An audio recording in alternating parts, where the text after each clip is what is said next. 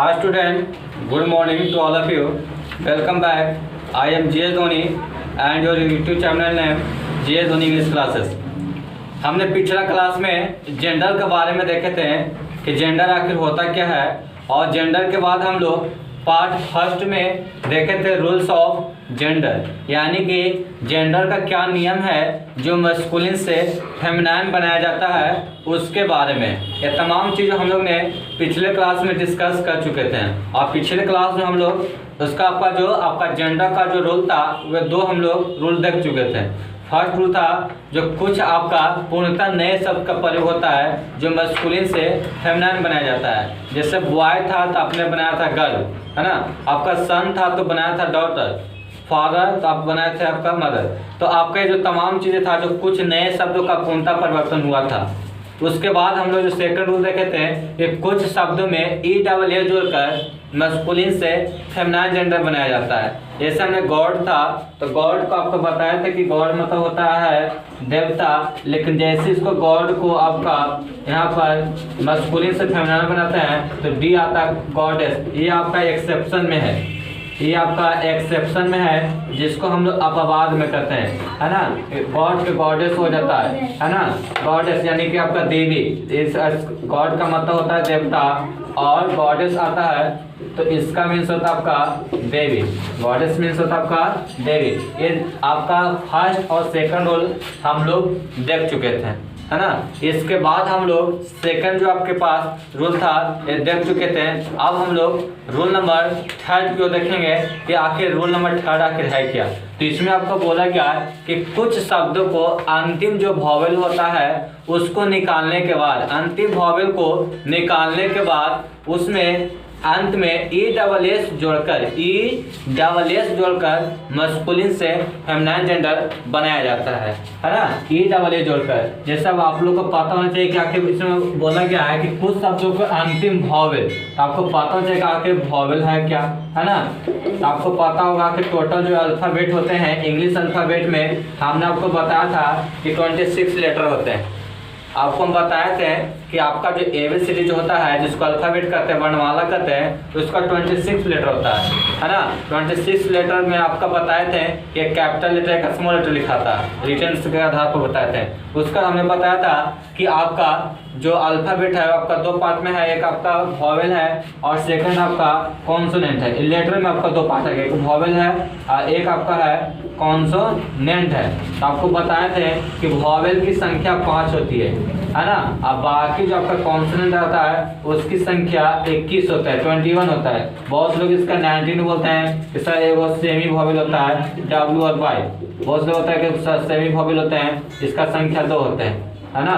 तो आप बोलिएगा सेमी वॉवेल बोलिएगा तो ये आपका 19 हो जाएगा, लेकिन ऐसे बोलिएगा तो कॉन्सोनेंट आपका 21 ही है ना। तो वॉवेल आपके 5 में कौन कौन है, तो बाकी तमाम चीज़ आपको 19-21 इसमें आ जाएगा। जैसे 5 में इसमें आपका आता है फर्स्ट आता है A, E, I, O और U। ये 5 हम लोग का वॉवेल है। तो ये पाँचों में हम लोग को छोड़कर बताना है कि जब अंतिम जो वॉवेल लेटर को निकालने के बाद ई डबल एस जोड़कर फेमिनाइन बनाया जाता है। तो अंतिम वॉवेल को आपको हटाना है। जैसे आप देखो एक्टर में होता है अभिनेता, इसमें आपको कोई वॉवेल नजर आ रहा है, अंतिम वॉवेल को हटाना है क्योंकि यहाँ पर ए भी वॉवेल है और ओ भी वॉवेल है, दो वॉवेल है। तो हमको हटाना किसको है, तो बोला गया कि जो आपका जो अंतिम वॉवेल है, कुछ शब्दों के अंतिम यानी कि जो लास्ट वाला जो वॉवेल रहेगा उसको हटाना है, ना कि शुरू वाला को हटाना है। तो देखिए यहाँ पर एक्टर है तो यहाँ पर हम एक्टर को, यहाँ पर एक्टर के ए से टी ओ को हटा दीजिए, आर तो मौजूद है, आर लिख देते हैं। उसके बाद आपको ई डबल एस जोड़कर इसको फेमिनाइन बनाया जाता है। एक्टर मतलब अभिनेता, एक्ट्रेस अभिनेत्री हो गया। उसी तरह से आपका टाइगर आता है, क्योंकि यहाँ पर आई भी वॉवेल है, ई भी वॉवेल है। तो सर किसको हटाएं, तो अंतिम वाले वॉवेल को हटाना, ना कि इसको बीच वाला को। तो अंतिम वॉवेल आपका ई है तो आगे लगा के तो लिख देंगे TIG, ई हट जाएगा तब बच गया आपका आर, तो आर लिख दीजिए। और उसके बाद क्या जोड़ना, ई डबल एस जोड़ दीजिए, तो ई डबल एस जोड़ दीजिए। टाइग्रेस बागिन, है ना, बागिन। प्रिंस मतलब होता है राजकुमार, तब प्रिंस होता है। तो देखिए यहाँ पर आई भी वॉवेल ई भी वॉवेल है, तो आपको तो अंतिम वाला को हटाना है, तो ई वाला आपको छोड़ देना है, बाकी यहाँ से यहाँ तक लिख दीजिए। तब प्रिंस है तो PRINC, सी तक लिखिए। आप उसमें क्या चीज जोड़ना है आपको, ई डबल एस प्रिंसेस यानी राजकुमारी। उसके बाद देखिए हंटर होता है शिकारी, तो हंटर में देखिए यहाँ पर अंतिम वॉवेल ई है, अंतिम वॉवेल आपका अच्छा इसमें आपका लेटर है ई, तो आपको ई को हटाना HUNT कर दीजिए। आपको आप इसमें पहले से मौजूद है ना, इसमें ई डबल एस जोड़ दीजिए।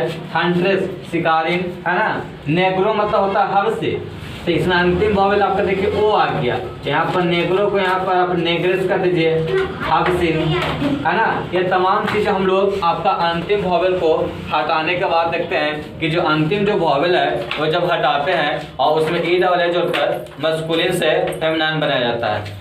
उसके बाद रूल नंबर आप देखते हैं 4। रूल नंबर 4 क्या है, तो बोला गया कि कुछ शब्दों के परिवर्तन रिलेटिव चेंज होता है ना। कुछ शब्दों का जो परिवर्तन होता है यानी कि जो डिफरेंट होता है वह रिलेटिव से होता है, संबंधित से होता है। जैसे आपको बताएगा ग्रैंड फादर, ग्रैंड फादर में सिर्फ आपका दादा, इसमें आपको दो इसमें शब्द आपको दिखाई दे रहा होगा, एक आपका ग्रैंड दिखाई दे रहा है, एक आपके यहाँ पर फादर दिखाई दे रहा है। तो आपको ग्रैंड आपका ग्रैंड का ग्रैंड ये लिखना है क्योंकि आपका रिलेटिव चेंज करना है। रिलेटिव मतलब होता है संबंधित, तो फादर मतलब होता पिता, तो आपको फादर को चेंज करना है। हमने आपका पिछला बार आपका पिछला क्लास में बताए थे कि जो फादर होता है तो फादर को आपको खाली एक्सचेंज कर देना है। तो फादर को हो गया mother, grand mother, grand father दादा, ग्रैंड मदर आपका हो गया दादी। उसका देखिए ग्रैंड सन है, इसमें आपका दो आपके पास है, जिसमें रिलेटिव आपका जो संबंधी बता रहा है सन से, तो ग्रैंड को ग्रैंड लिख दीजिए जो कहते हो, और जो सन है उसको आप डॉटर कर दीजिएगा, इसको डॉटर कर दीजिए, ग्रैंड आपका डॉटर हो जाएगा, ग्रैंड डॉटर।